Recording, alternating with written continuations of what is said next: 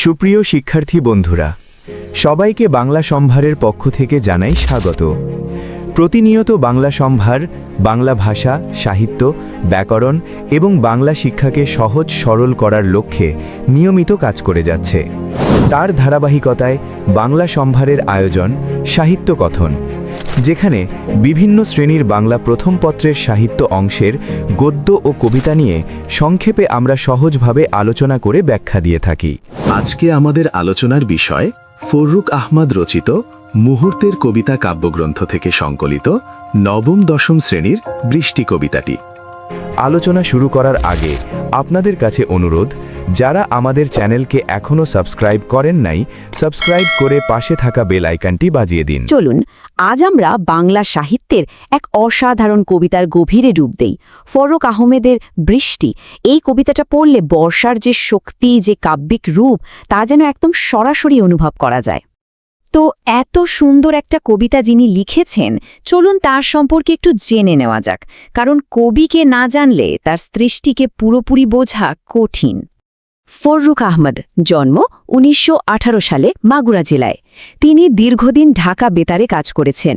তার বিখ্যাত কাজের মধ্যে আছে সাত সাগরের মাঝি, সিরাজা মুনিরা, আর এই বৃষ্টি কবিতাটি নেওয়া হয়েছে তার মুহূর্তের কবিতা কাব্যগ্রন্থ থেকে। তিনি তার কাজের জন্য বাংলা একাডেমি পুরস্কার এবং মরণোত্তর ২১ পদকও পেয়েছেন। তার লেখায় ইসলামী ঐতিহ্য আর বাংলা সংস্কৃতির একটা দারুণ মেলবন্ধন পাওয়া যায়। কবিতাটা কিন্তু কোনো ঝিরঝিরে বৃষ্টি দিয়ে শুরু হচ্ছে না। শুরুতেই একটা নাটকীয় ঘোষণা, বৃষ্টি এলো, বহু প্রতীক্ষিত বৃষ্টি। মানে এই একটা লাইনেই যেন সব বলে দেওয়া হলো। কত দিনের অপেক্ষা, তারপর এই স্বস্তি। শুরুতেই কি দারুণ একটা আবহ তৈরি হয়ে গেল, তাই না? তবে এই যে স্বস্তির কথা বলছি, এর আগে কি ছিল? ছিল এক তীব্র অসহ্য গরম আর শুষ্ক ইন্তেজার। কবি ঠিক সেই তৃষ্ণার্থ পৃথিবীর একটা জীবন্ত ছবি আমাদের সামনে তুলে ধরেছেন। দৃশ্যটা ভাবার চেষ্টা করুন। শুরুটাই হচ্ছে একটা বিদগ্ধ আকাশ দিয়ে, মানে আকাশটা যেন পুড়ে যাচ্ছে। এই একটা শব্দই কিন্তু অসহ্য গরম আর একটা দম বন্ধ করা পরিবেশের ছবিটা স্পষ্ট করে দেয়। আর শুধু তো আকাশ নয়, কষ্টটা ছড়িয়ে পড়েছে পুরো প্রকৃতিতে। যে ধানক্ষেত আমাদের জীবনের উৎস, সেটাও সূর্যের তাপে পুড়ে একেবারে চৌচির। চারিদিকে শুধু হাহাকার। আর এরপর কবি যে উপমাটা ব্যবহার করেছেন, সেটা এক কথায় অসাধারণ। বলছেন, রুগ্ন বৃদ্ধ ভিখারির গোঠা হাতের মতন রুক্ষ মাঠ, আসমান শোনে।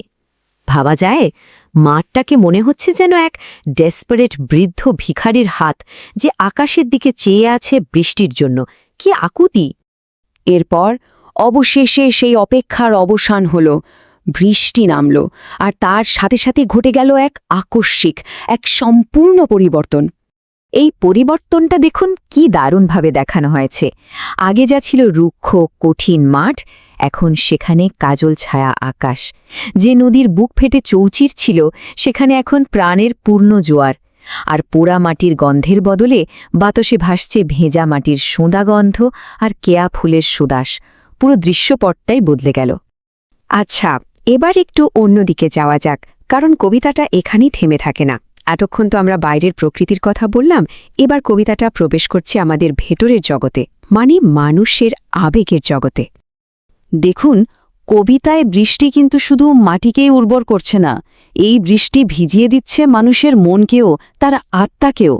আর তার ফলে জেগে উঠছে নানান জটিল অনুভূতি। এই বর্ষণটাই যেন হয়ে উঠছে পুরনো স্মৃতি আর মনের ভাবকে উস্কে দেওয়ার একটা উপলক্ষ। এটাই দেখিয়ে দেয় যে প্রকৃতি আর মানুষের অনুভূতি আসলে কতটা অঙ্গাঙ্গিভাবে জড়িত। এখানে সবচেয়ে ইন্টারেস্টিং ব্যাপারটা হলো, এই একই বৃষ্টি কিন্তু মনে দুই ধরনের অনুভূতি নিয়ে আসছে। একদিকে আছে সুখের অতীতের স্মৃতি, প্রিয় মুহূর্তগুলোর উষ্ণতা, আবার ঠিক তার উল্টো দিকে আছে একটা বিষণ্ণতা, একাকিত্বের এক গভীর অনুভূতি। তো প্রশ্নটা হলো, একই বৃষ্টি কিভাবে সান্ত্বনা আর দুঃখ দুটোই নিয়ে আসতে পারে? আসলে এই দ্বৈতটাই কবিতাটার আসল গভীরতা। এটা আমাদের ভাবতে বাধ্য করে যে প্রকৃতি আসলে আমাদের ভেতরের জটিল অনুভূতিরই একটা আয়না। সুতরাং বোঝাই যাচ্ছে, এই কবিতাটা কিন্তু শুধু বৃষ্টি বা আবহাওয়া নিয়ে লেখা নয়, এর গুরুত্ব আরও অনেক গভীর। এটা আসলে আমাদের এই অঞ্চলের মানে বাংলার জীবনযাত্রার একটা মৌলিক সত্যকে তুলে ধরে। দেখুন, বৃষ্টি কবিতাটা নেওয়া হয়েছে মুহূর্তের কবিতা বইটা থেকে। আর আমাদের এই কৃষিপ্রধান বাংলায় বৃষ্টি মানে তো শুধু জল নয়, বৃষ্টি মানে প্রাণ। এই বৃষ্টি বন্যা নিয়ে আসে, আবার সেই বন্যার পলি জমিকে উর্বর করে তোলে। কবি প্রকৃতির এই চক্রটাকেই মানুষের আবেগের চক্রের সাথে মিলিয়ে দিয়েছেন।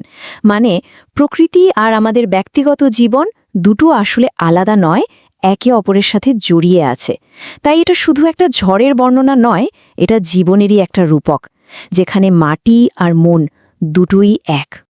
আর কবিতাটার শেষটা খেয়াল করুন, একটা আনন্দের উদযাপন দিয়ে কিন্তু শেষ হচ্ছে না, শেষ হচ্ছে একটা বিষণ্ণতা দিয়ে। সেখানে বর্ষার মেঘ জাগে আজ বিষণ্ণ মেদুর। এই লাইনটা আমাদের আবার মনে করিয়ে দেয় বৃষ্টির সেই দ্বৈত রূপের কথা, একদিকে স্বস্তি আর একদিকে বিষাদ। আমাদের চ্যানেলের ভিডিও ও আলোচনাগুলো যদি আপনাদের ভালো লাগে তাহলে লাইক ও সাবস্ক্রাইব করতে ভুলবেন না এবং বন্ধুদের মাঝে শেয়ার করুন। ধন্যবাদ।